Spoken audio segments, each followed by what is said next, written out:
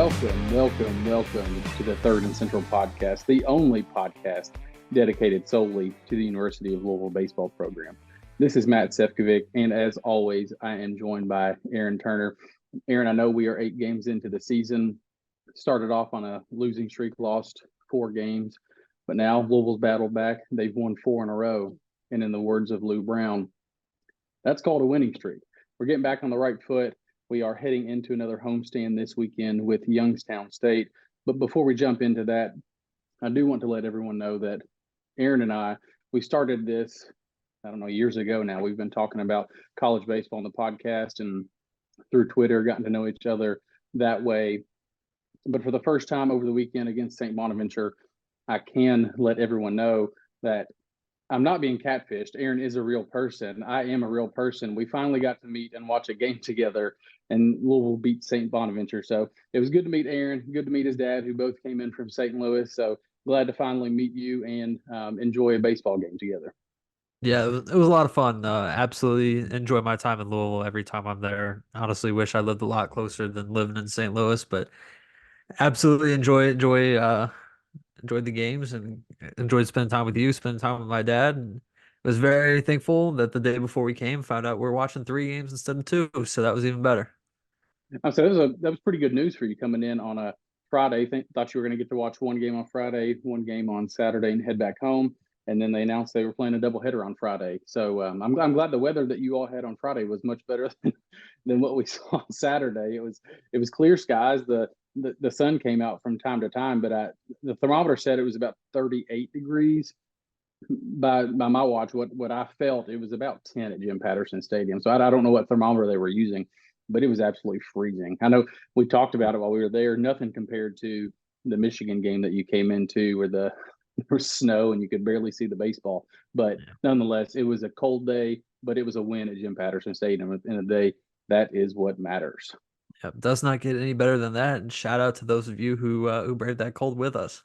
I look at the attendance in the box score, and I think it was 400 and something. And um, you look at that number, you're like, wow, that's low. But when you look at the conditions, it's like, not many crazy people are going to go watch a baseball game in 30-degree weather in Kentucky in February. So we'll wait for the colder or the warmer weather to head our way. But in the meantime, we are going to change some things up for the podcast tonight, just so you all know. Typically, Aaron and I have a kind of a bullet list of items that we're going to go over and talk about. But tonight we decided we're just going to kind of have a conversation about what the state of the season is right now. We're 8 games in. Louisville just beat Eastern Kentucky, but kind of how we got where we are first.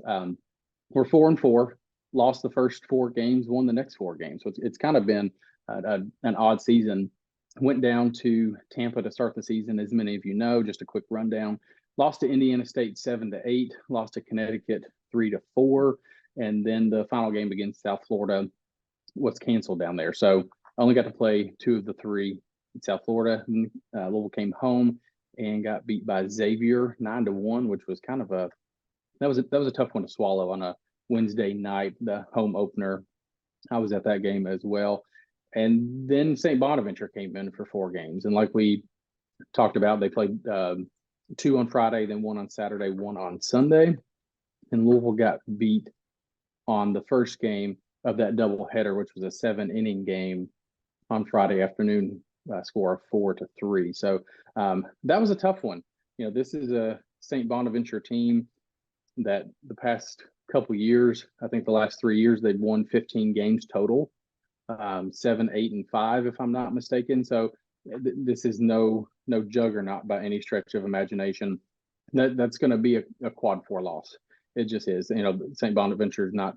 They're not going to creep up any higher than quad 4. So that's going to be a tough pill to swallow as we get down to the end of the season when you're looking at Louisville's resume. So bounce back on the next 3 games of the series, beat St. Bonaventure, and then continue the streak on Tuesday evening with a 12-3 win over Eastern Kentucky. So let's just kind of hop in. So far through 8 games, we're 4-4. But what is your outlook on the season up to this point? Gosh, that is such a loaded question. I feel like we've seen some very low lows for this team, seeing some very high highs. Right now, I'm feeling good. I don't know if you're feeling the same way, but at 4-4, could definitely be feeling a lot worse than I am right now. I think a big thing for me is figuring out who's playing where they're going to be in the lineup, and who has some more defined roles, especially out of the bullpen. We see this every year with Dan, mixing and matching the lineups in non-conference play.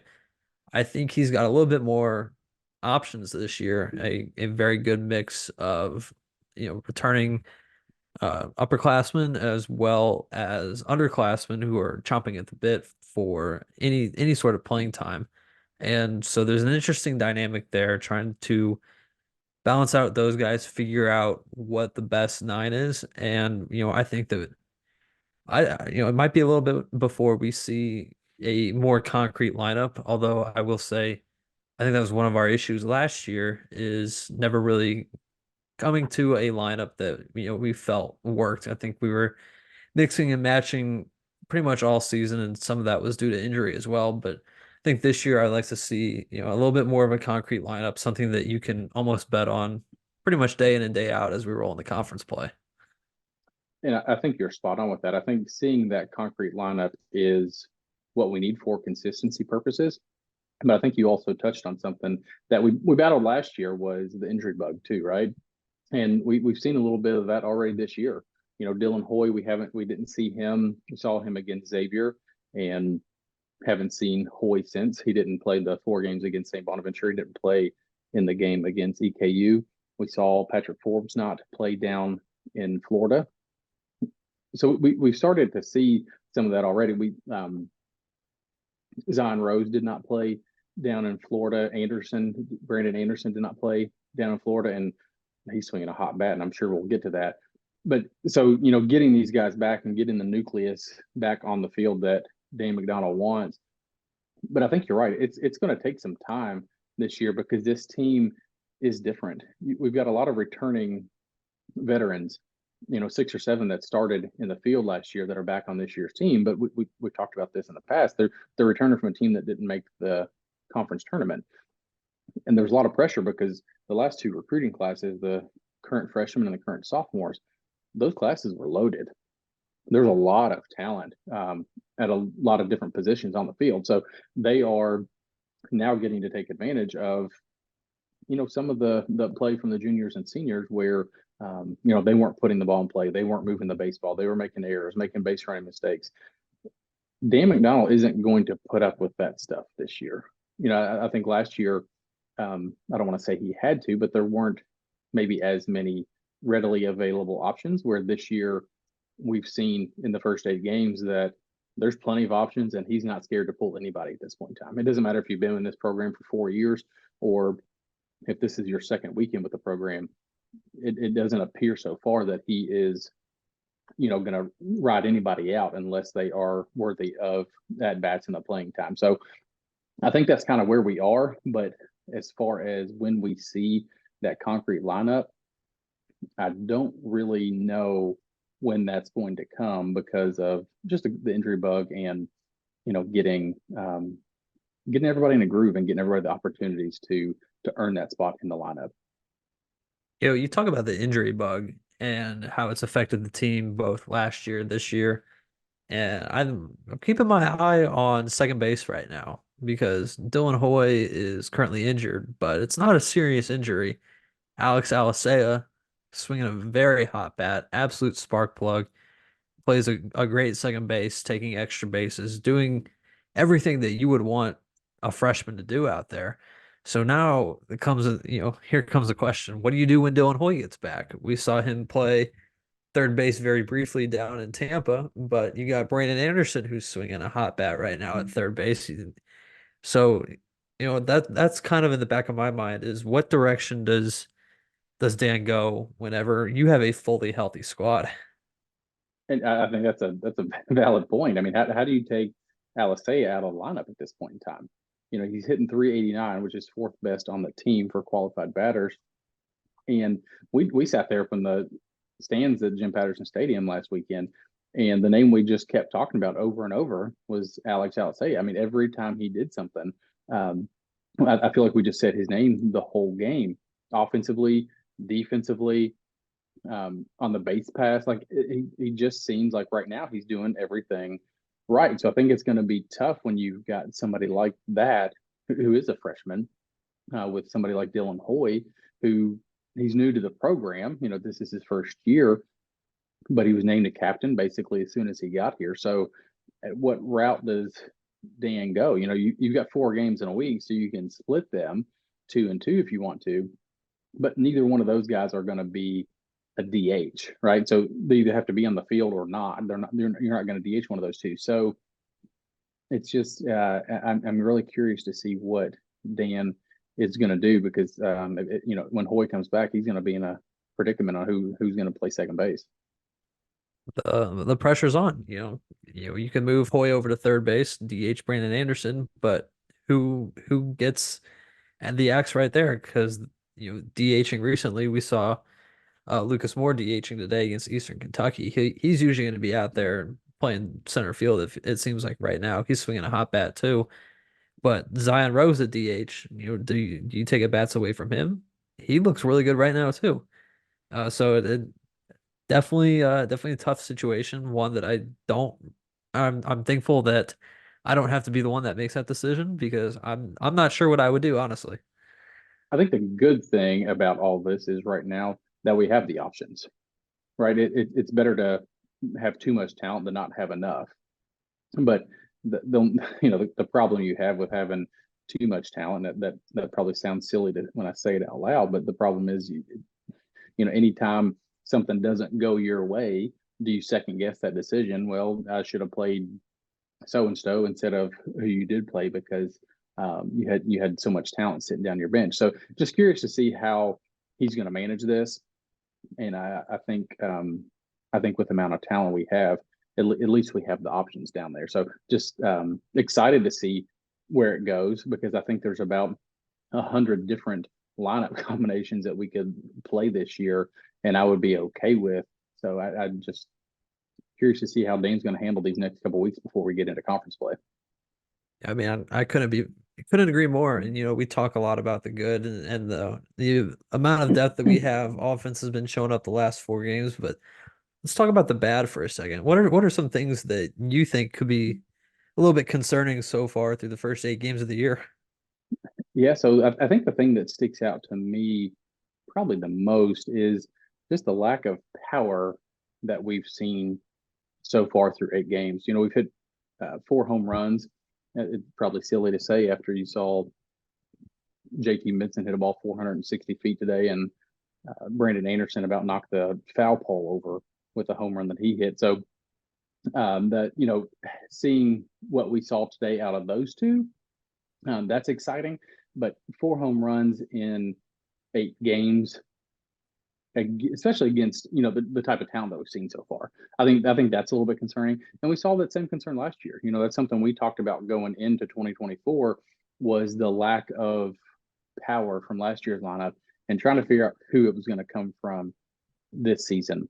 2023 was the first season that since Dan's been at Louisville that the pitching staff we actually allowed more home runs than our offensive players hit. So I think that is a concern. Right now, we're last in the conference in home runs. So that, it's early in the season, but 8 games in against some of the talent we play, you like to see that number just a little bit higher. But on the flip side, as a team, we're batting 348. So you can't be upset about those numbers. I think the other thing to me would just be the pitching inconsistency. Now, and we've seen a lot of new arms that we haven't seen on the mound in a Louisville jersey before. But right now, through 8 games, and again, against the competition that we've seen, we have a 5.5 ERA, and opponents are batting before the EKU game 282 against us. Looks like that dropped to 275. But entering the EKU game, that was the highest opponent's batting average in the ACC. So I think those two things, watching the game, stick out the most to me. I would say beyond that, just some of the base running mistakes that we've made. since Dan has been here, that's something he's taken a lot of pride in. He personally coaches the base runners. That's part of what he does. So I think just seeing us make errors on the base pass is frustrating as a fan. It's also very frustrating, and Dan's talked about in post game a couple times. It's frustrating for him, especially to see it from some of our veteran guys. Yeah, I mean, I think you're spot on right there, and kind of took my answer, myself here too. I think, what concerns me the most right now are seemingly stupid mistakes. We've seen pop flies drop on the infield, routine plays that don't look so routine, people getting picked off, kind of looking just a little lackadaisical on the base paths, excuse me, both on the base paths and, playing defense. So, that's a little bit concerning right now. I don't really know what an explanation could be for that other than, hopefully you're working on a lot of base running drills in practice. And I would say that the power thing is a little bit concerning for me too. But just to play devil's advocate here, when we played St. Bonaventure last weekend, it's very hard to turn a 77 mile an hour fastball 400 feet. That's a very difficult thing to do. I would imagine that whenever we start getting into, even playing a school like Northwestern here in a couple weeks, something a little bit higher, you got higher velocity pitchers out there, and something that you're more likely going to see an ACC play. I think the power numbers are going to start to tick up as well. And then just looking at the pitching staff, I do think, I'm a very big pitching guy myself. Love evaluating the pitchers, taking a deep dive on that. I do think that is a concern right there. But just like I reiterated on earlier, I think there's a lot of open roles, a lot of guys who aren't in defined roles yet. You got Jake Caraba, for example, who started his entire career up until he gets to Louisville and now has to go be a reliever. And his numbers don't look great right now. But at the same time, you got to think, okay, now, you know, you're in a reliever's routine instead of a starter's routine. That's something that's very different. He's going to find something that works for him. And I still imagine that he's going to be a dominant pitcher here for us too. So I would just say that whenever we get into these more defined roles, hopefully we got guys stepping up and can start putting up some more power numbers to the plate and lowering the team ERA on the mound. No, I think so too, and I think you're spot on with Caraba. I really do like him. I think we've seen glimpses of him.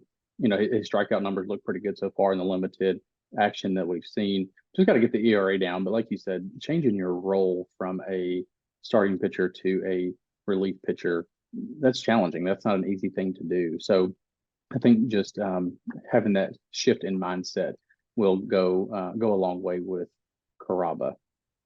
Yeah. One more thing I wanted to add. Sorry, Jacob. My son escaped his bedroom and he was banging on the door. So we're going to start back. 3, 2, 1.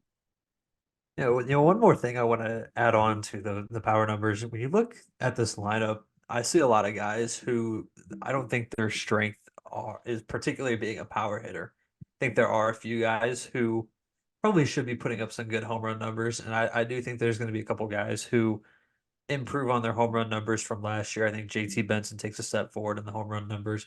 Brandon Anderson for sure takes a big step forward in home run numbers. I think he projects very well as a home run hitter. But on the flip side of that, you've got your Gavin Keelans, your Alex Aliceas, Dylan Hoy when he's healthy. Um, guys like that are not particularly, they're not home run hitters. Lucas Moore, another guy, for example, who have had very good offensive starts to the season, but are not necessarily home run hitters. And there's nothing wrong with that. If you have a group of guys who are going to single and double you to death all day, that's perfectly fine. But you have to be able to string those hits together and work on that timely hitting instead of having to rely on the home run ball. Fans obviously love the home run ball. Everybody likes to see a long 450-foot home run, but at the end of the day, it doesn't always win baseball games, and there's more than one way to win a baseball game. And I think that the group of guys that we have on the field right now are a pretty good formula for winning baseball games, regardless of the power numbers showing up or not. Yeah, and I think that's valid. We've seen Dan McDonnell during his time here win in a variety of ways. He's had to adjust to the different balls and the different bats and the changes over the years. He's had teams that have made it to Omaha via the long ball. We've had teams that made it to Omaha, via bunting and stealing bases and playing small ball like Dan McDonnell, like we've become accustomed to with his style. So I think you're spot on. We do have a good mix. And one player that I do want to talk about is Luke Napleton, transfer from Quincy University, who was all world everything up there, led the country with 29 home runs, 87 RBIs at Quincy in D2. And here it kind of looks like, and I've seen a lot of people talk about this, and watching him, it looks like he has more of a gap to gap approach. He hit a home run the other day, but it was to right center, and that's fine. We don't need him to. Well, I'd love for him to hit 29 home runs, but taking the jump from D2 to ACC, that's not super realistic. So, if we've got guys that are hitting gaps, and we can see a bunch of cats loose in the alley, like Sean Moss likes to tell us, we can win a lot of baseball games that way. So I'm a-okay if that is the approach. We don't have to have huge power numbers to win baseball games. Like Dan says, you just got to get on base and move the baseball. So if we can win like that, it doesn't matter as long as there's more wins in the left column than there are losses in the right column. That's the end of the day what matters. So we kind of talked about some things that we've seen that we'd like this team to work on, or maybe some things they need to improve on through 8 games. So on the flip side of that, what makes you optimistic through 8 games that we've seen so far? Two things. First of all, I'm a huge fan of the starting pitching. A very, very big fan of the guys that we were running out there on the weekend. Uh, you go get Sebastian Gongora out of the portal was this kind of our first go around at taking a crack on some guys in the portal, and I think that Sebastian was a home run. We already knew that we had him on the pod during the offseason, but now we get to see him go in-game action. Velo is up from what I expected it to be. He was, I think his first 2 outings, he was up to 95, 96 in the first inning.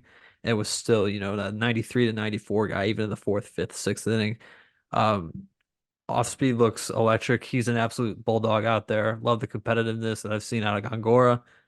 I love Patrick Forbes. We saw him take a huge step forward in the Cape Cod League last year, and now he's kind of stepping into what looks like a weekend rotation role for the time being. Coming back off of injury, so he's a little bit, limited in how many innings he's going to go right now. We might not see the full potential in him yet. But I do think that's another guy who's an absolute workhorse. Going to love seeing him work on the mound.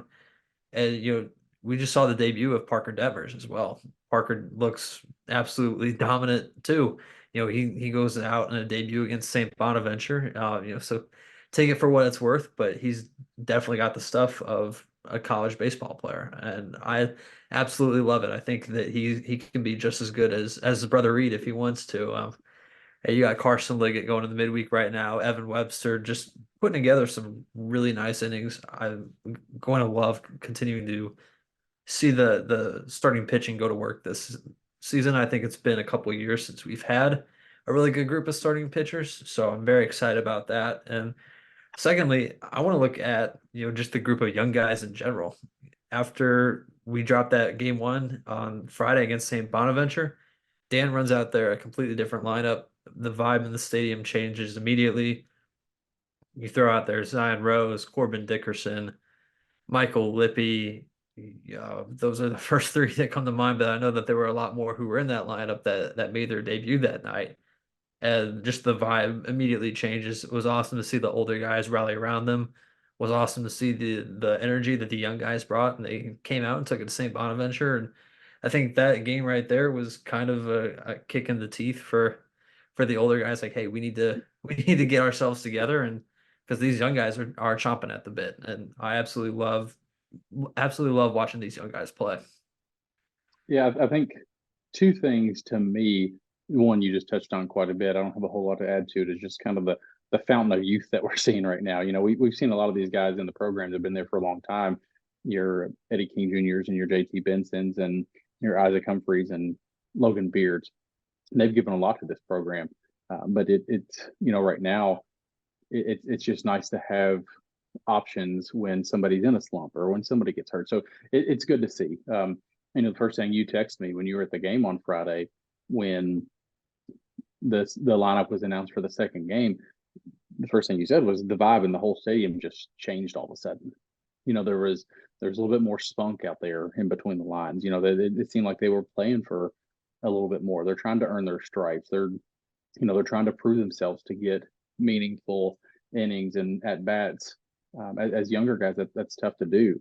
You don't see a lot of freshmen at the University of Louisville playing often. This is a developmental program that guys have to come in and kind of wait their turn. They don't get on the field immediately. So that's been good to see. I'm optimistic that we have options. I'm happy that these younger guys are pushing the older guys because, at this point in time, they know that because Dan has done it.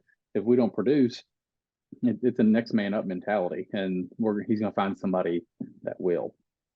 So it's just been good to see the long length of bench and the depth that he's willing to go to and the options that we have this season. So excited about that. And secondly, I think we've gotten back to and I touched on a little bit earlier, was the Dan McDonnell style of baseball. They're aggressive on the base pass. Entering the EKU game, Louisville was second in the conference in the ACC in stolen bases. You had freshmen Moore and JT Benson, both of them in the top 2 or 3, I believe, in stolen bases in the conference. Benson's 5 of 7, and Lucas Moore is 5 of 9. Every time you see Lucas Moore on the base pass, I feel like he's going to try to steal a base. Like that's just kind of his MO when he's out there. So just the aggression that he brings, not only defensively, but on the base pass as well. And I think I say this every time we record and talk about Lucas Moore, and I'm not going to stop now. He was a late flip from Kentucky. He should have, I say should have been, he was going to Kentucky until late in his recruitment. So glad to see him because, he's played in every game so far this season as a true freshman. So the fact that we were able to add him late, it's been monumental to this team so far. I said 2 things, but I'm going to add one more. I think we've seen growth in this team in the fact that they continue to battle. Last year's team, it seemed like they'd get down and it would kind of get to them between the ears, and it was tough for them to battle back as much. It seems like this year's team is a lot more mature. I think we've seen a lot of growth in that area, which is that's good to see. The Indiana State game was back and forth. One of the St. Bonaventure game was back and forth. It just, every time they delivered a blow, we deliver another one. So just to see that the growth there and the fact that they were able to respond when they faced a little bit of adversity was definitely good to see. And I think that was a positive. It wasn't against the best of teams, but you and I talked about this. The fact that they did it and they saw that they can do it and they got that experience playing from behind a couple times. I think that could be a good thing. It'll play dividends as the season goes on. Yeah, I think it was Sunday that we were watching that St. Bonaventure game, and Bonnie's put up 5 in the 8th and tied it at 11. We're like, okay, like we need to respond, and we need to respond now. And sure enough, you go out there and score eight runs in the 8th inning. Okay, that's quite the response. And you and I both noted to each other, like last year's team, I don't think that they would have come up with that. Certainly would not have scored 8 runs that inning. So it's awesome to see that growth, from year to year, and I'm super excited to see how that carries over as we start getting into some tougher competition here. Yeah, I think that was that was the game that we were talking about exactly. They fall behind. St. Bonaventure puts up a 5 spot. They fall behind going into the 8th inning, and they just responded and batter. And it just that type of inning after falling behind that late in the game is not something we saw often last season. So just seeing, like you said, seeing that growth and just having that experience and being able to show that they can battle back and battle through some adversity, I think it'll go a long way this season. Yeah, so we touched a lot on first 8 games here, what's gone right, what hasn't gone right, and everything in between. So now let's look ahead. We're moving on to Youngstown State here this weekend, hosting the Penguins, which absolutely love the mascot, big Penguin guy. I don't know how much research you've done on the Youngstown State baseball team coming into this weekend series against Louisville, but they are currently 0-6 this year and have given up some a staggering amount of runs. Their first three against Texas State, they gave up a combined 37 runs over the course of those 3 games. Next weekend, they hosted College of Charleston and gave up a combined score 29 runs through those 3 games and had their midweek this week canceled against Pitt. So they have not played since Sunday going into this Friday game. Big opportunity to continue messing with the lineup, put up a lot of runs, find pitchers who, maybe you're going to find, step into some more defined roles. What exactly are you going to be looking for as we go into this weekend series? I think this is a stretch of our lineup or of our schedule. The next 9 games are really, really important. And they're really, really important because, and I hate to say this, but they're 9 games that you really need to win. Like any of these losses that you take against, Youngstown State or Northwestern or Lipscomb, Morehead State, those are going to be losses like the St. Bonaventure one that just kind of linger around for the rest of the year. So these are games that you really need to see Louisville come out and win. It would be lovely if they could go 9-0 in these games. Is that realistic? No. I mean, we've seen upsets all over the country. If you just look at the landscape of college baseball this year, you've got UNCW beat Wake Forest on a midweek. Old Dominion beat East Carolina. Stony Brook beat LSU 1 game. St. John's beat Florida to start the season. Lehigh beat Iowa. So, to say you have 9 must-win games, that's not realistic. That's not what I'm saying. But I think we need to go out there and just continue to build on the growth that we've seen over the last 4 games. The biggest thing for this team, I think, it's almost like when they got that first win, it was almost like every player lost 100 pounds out on the field. You could just see a sense of relief from all of them.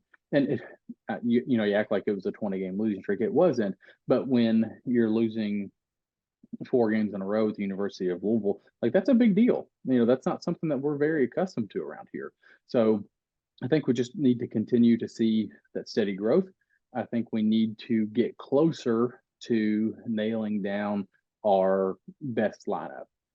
In a 3-game series, you're going to see likely 3 different lineups. That's just the nature of baseball. You're going to have different catchers rotating, which causes different DHs, which causes it's just a chain reaction. So you're going to see different lineups. But when you get to that game that you have to win, who's your lineup? And I think in these next 9 games, I think we need to get closer to who that lineup is when everyone's healthy. Because after those 9 games, guess what? It's Virginia Tech. It's ACC ball. So we've got a big opportunity to take advantage of this home slate to pile on some wins after we lost the first 4 as we head into Virginia Tech. I'd like to see a little bit of power, like we talked about. We've seen a lack of that. I'd like to see the pitching situation continue to improve. I think throwing some of the younger guys out, I'd like to see Colton Hartman a little bit more. I think we'll see Parker Detmers more, and I'm excited about that. We talked about Patrick Forbes battling back from a little injury. Same with Carson Leggett, not 100%. So just getting everyone healthy over the next couple weeks, 9 games heading into ACC play. I think that's the most important thing, that we're as close to 100% as we can be come March 15th when we welcome Virginia Tech. Yeah, I couldn't agree more with that. You schedule games like Youngstown State for a reason, and that reason is to get your team acclimated to the gauntlet that is the ACC, giving your team an opportunity to go out there and win a few games and figure out what that winning formula is going to be, so that when every game matters, but when the games that really matter show up, then you're going to be a little bit more prepared. With that being said, you're looking at a couple of games against St. Bonaventure. Sunday was pretty close up until the bottom of the eighth inning. A little bit too close for comfort. You lose that first game on Friday, so you got two games in there that where you lose one, and the second one was a lot closer than what it should have been. What I'm going to be looking for over the next three games, and then the bigger picture in the next nine games, is beating the ever living hell out of these teams. I want nothing more than to go out and see 18-0, 20-1 scores like that. That's Louisville baseball that we're used to. That's why you schedule these games. You're not necessarily padding stats or anything. But you want to see these guys go out there and be able to perform against lower level competition to get themselves ready to go against higher level competition, and to kind of make a comparison. It's kind of like spring training. You're gonna go out there, and you haven't seen anybody besides your own team since last year. So go out there and put some good at bats together, throw some shutdown innings. I would love to see guys show a little bit more attitude, a little bit more swagger on the field, get back to what Louisville baseball has been. And I think that this team does have the winning formula.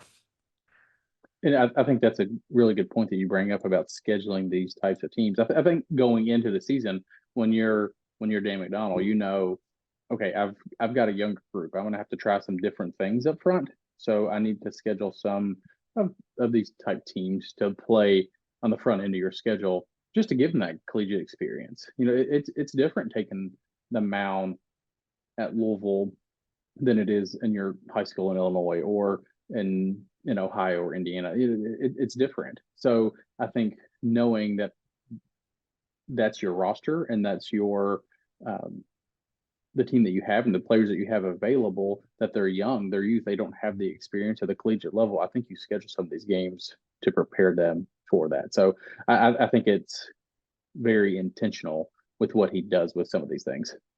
Yeah, for sure. And being able to start guys like Parker Detmers and Zion Rose, their first collegiate appearances against a school like St. Bonaventure, that's huge. Instead of running them out there against Wake Forest here in a few weeks. Yeah, that's a little different of a gauntlet. So I take my chance against the Bonnies rather than Wake Forest.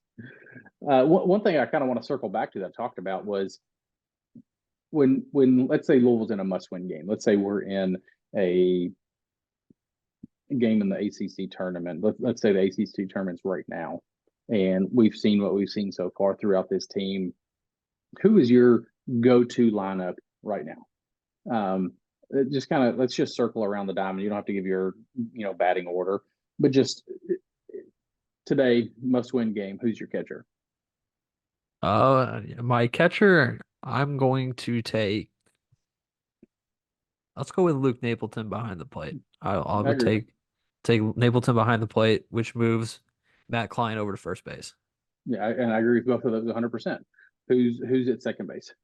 Give me Alex Alicea. I Okay. love Dylan Hoy and what he showed those first couple games, but right now it's Alicea's job. Okay. What about third Brandon Anderson. and shortstop? 100% Brandon Anderson.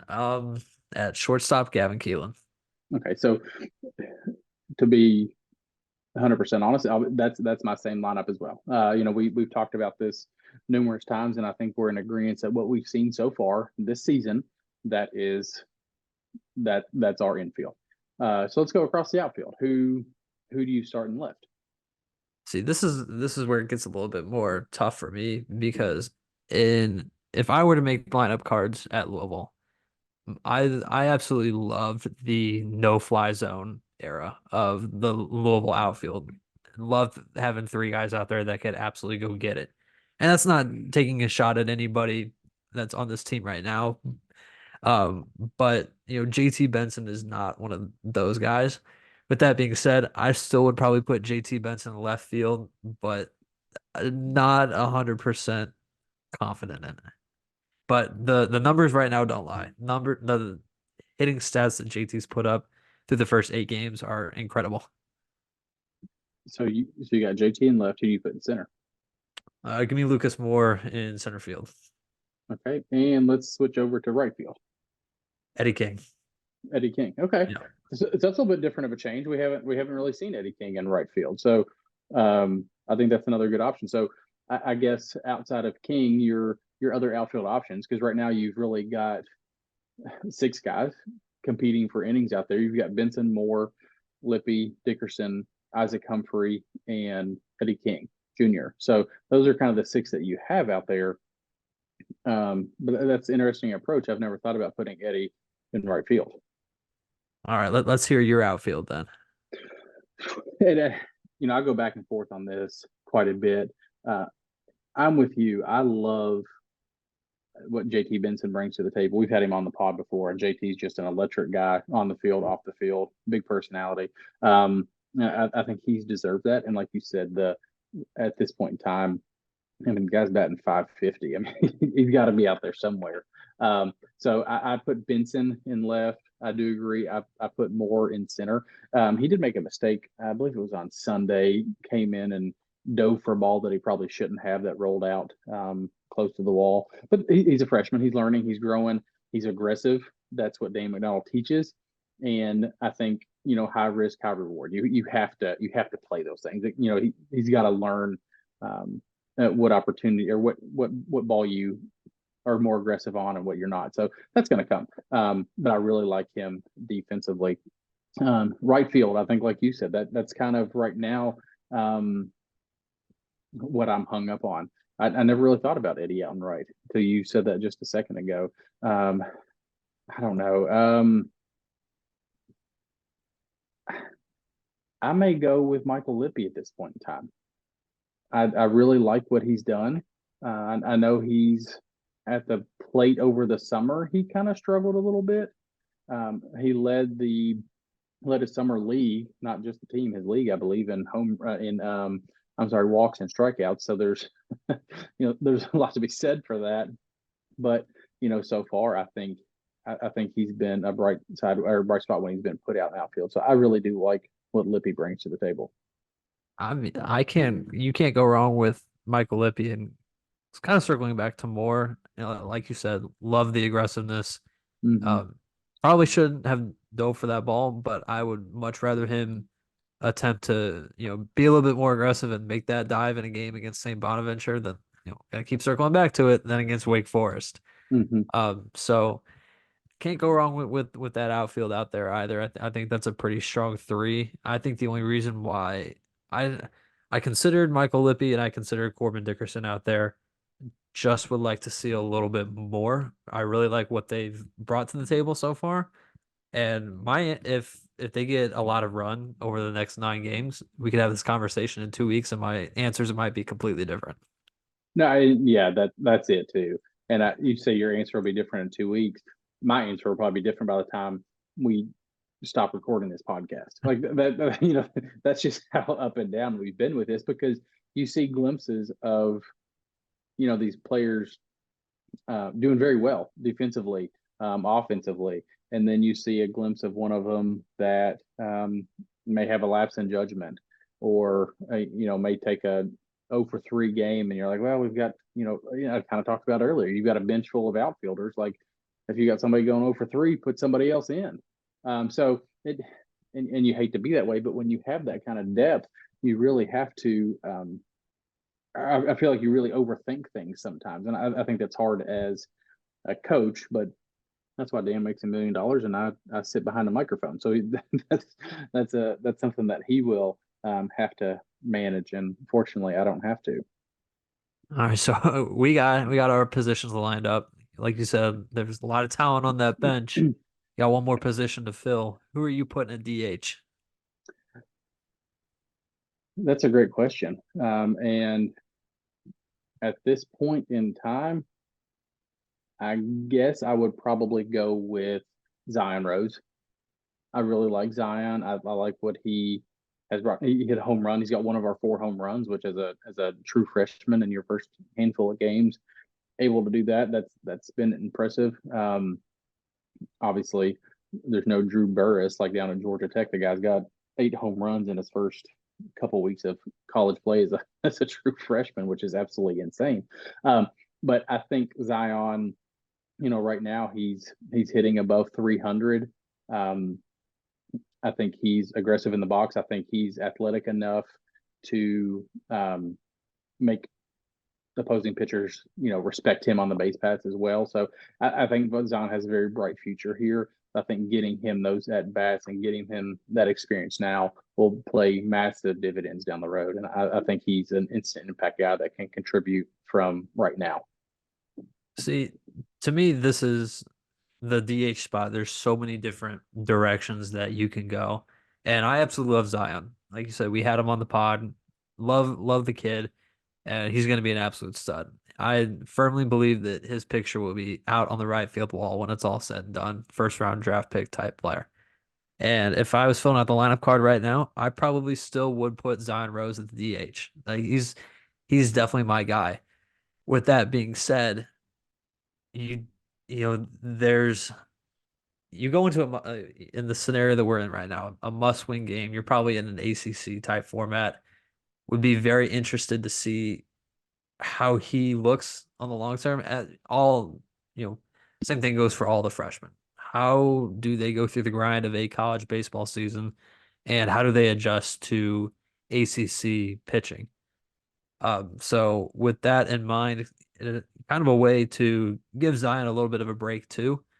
I think I would probably look to platoon the DH spot, have Rose hitting from the right side against left-handed pitchers, and Ryan McCoy hitting from the left side against right-handed pitchers. I think so far I like what I've seen from McCoy this year. I think he's had a lot of hard hit balls.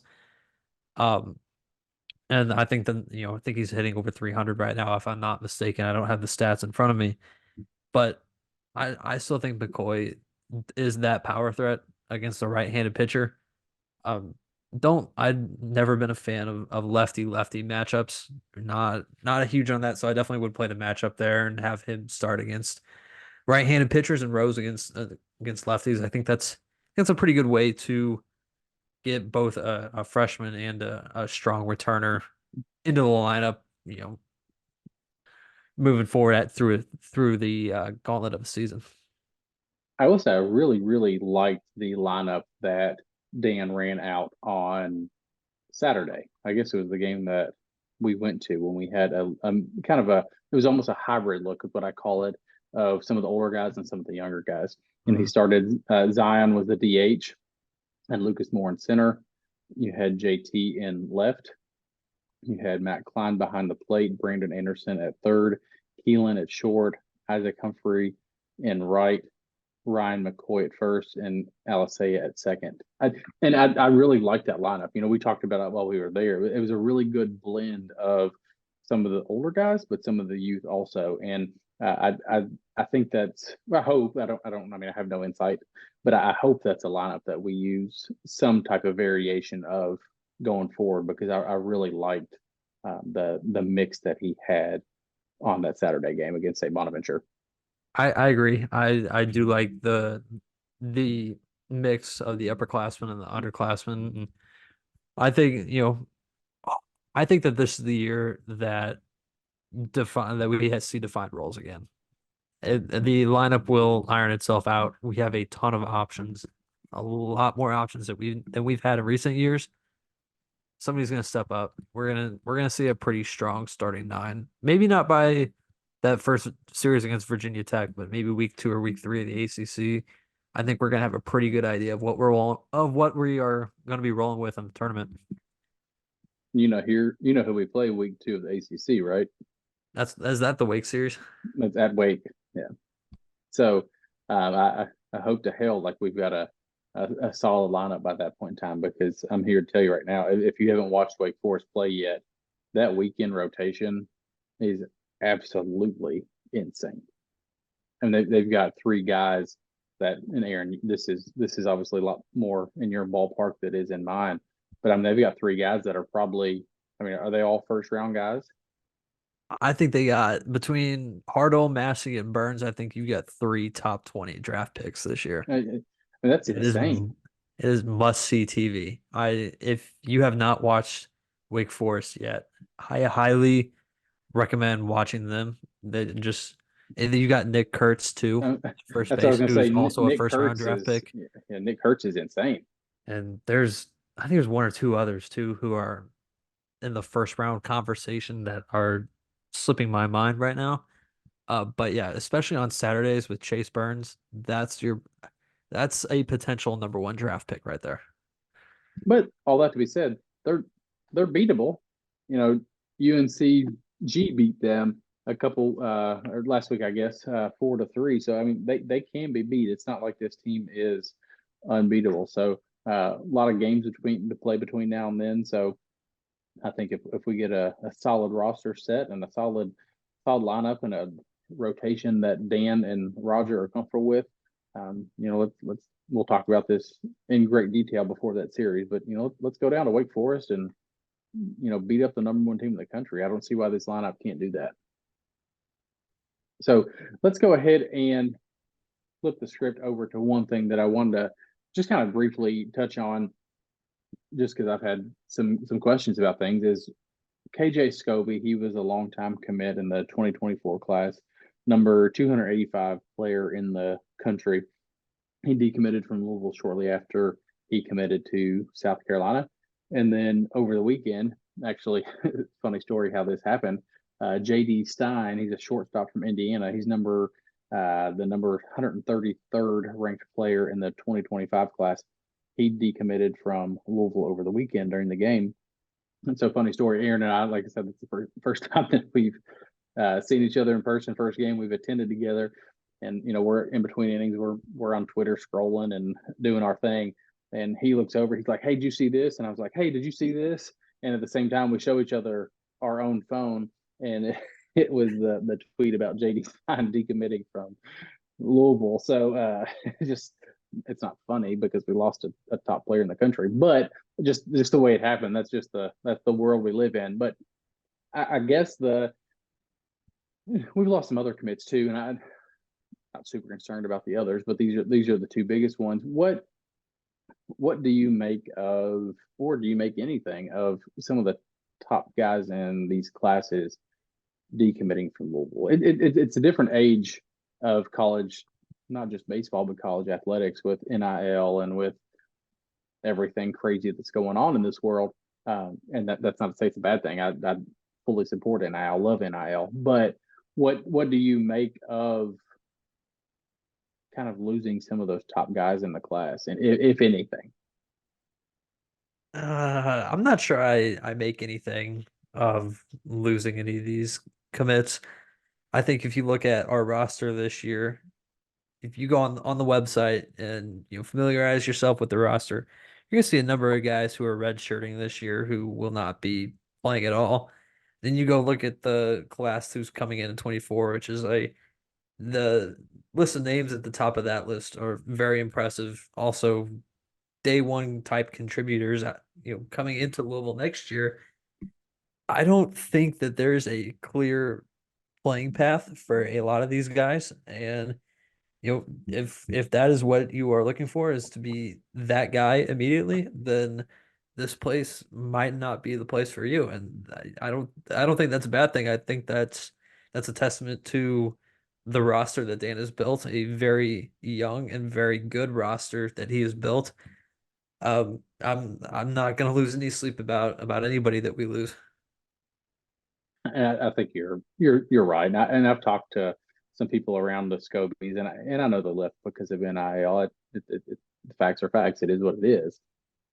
But if you also look at that class that Louisville's got coming in, and you and I've talked about, that 2024 and the 2025 class, because they're both just loaded with talent. But I'm telling you right now, and we'll get way deep into this later, but Cade Elam, he's a shortstop from down in Corbin, Kentucky. Right now he's 6'2", above 200 pounds. He's the quarterback for the football team, which I don't know if they've won state, but I know they've made a state championship appearance, at least one. Kid can play ball, football, baseball. Kid's an athlete. So losing a shortstop out of that class, I think Cade Elam, I think he's fine. He'll hold his own in the class, so I'm not super concerned about it. So just something people talk about. There's when people start decommitting and things like that, there's chatter on Twitter. So just wanted to see your thoughts, and I'm agreeing with you. I think we're fine. We've talked to JT about NIL. I think the players coming here know this is a developmental program. They know what they're getting when they come in. and they know what they're going to get when they leave. I think Dan makes that very clear to them. I don't think he sells them on anything more than that. And I think these guys understand when they come to Louisville what the the flowers they're going to get once they leave here. So I think that's all that really needs to be said about that as we transition into Aaron's favorite segment, the cards and the pros. So I'll let you Yes. take it from here. Yes. Very excited. We've been going for quite a while now, so I'll try and keep it as brief as possible. But spring training is here. Very excited to be doing this once again this year. If you haven't been following the Louisville baseball alumni account, I'm going to plug that right now. Going to be tweeting out all the updates on everybody all year, everybody from Major League Baseball all the way down to Indie Ball. Super excited to get it rolling again this year. And on that note, we're just going to go over who's in spring training. So, with that being said, I'm gonna start with Adam Duvall, who is still currently a free agent as of right now. With our luck, he's going to sign before this gets posted. Um, but he is still a free agent. Everybody else who is playing Major League Baseball last year, your Bobby Millers, Will Smiths, Reed Detmers, they're all in camp. Everybody on the 40-man roster. But here is your list of non-roster invitees around baseball. You got Zach Britton with the Blue Jays. Nick Solak is with the Mariners. Josh Rogers and Matt Cook are with the Rockies. Riley Thompson, the Cubs. Devin Mann, Royals. Dalton Rushing, Dodgers. And Brendan McKay is back. He is back with the Rays. He's throwing to live batters for the first time since 2022. Super excited to follow Brendan this year. And it's kind of a guy who's in a similar spot as Brendan, Nick Birdie.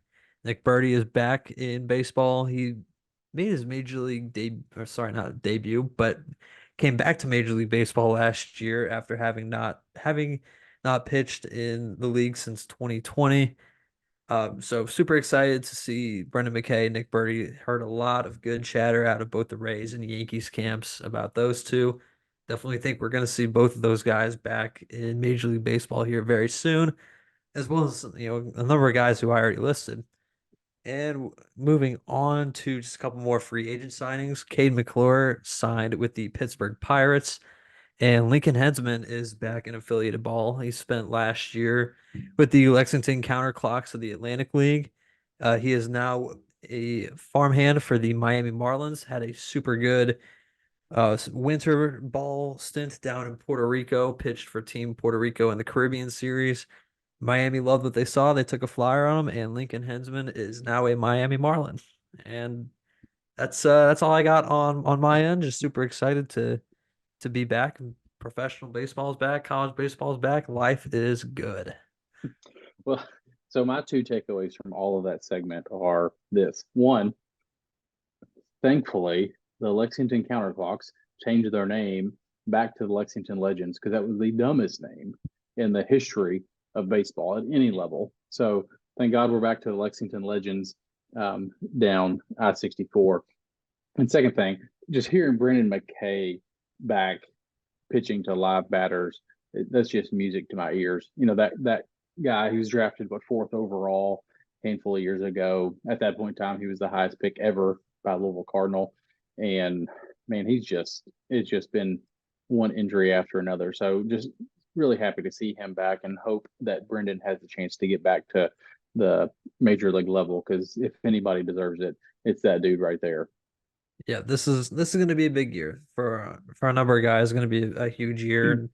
And there's no doubt in my mind that Brendan is back in Major League Baseball with the Rays this year. Hasn't thrown a pitch in Major League Baseball since 2019, so going on 5 years now, which I read a report earlier that the Rays pitching coach said that there's almost nobody who has ever gone through what Brendan McKay has gone through, and for him to even still be on a mound right now and looking as good as he does is absolutely incredible. So everybody should be in Brendan McKay's corner right now.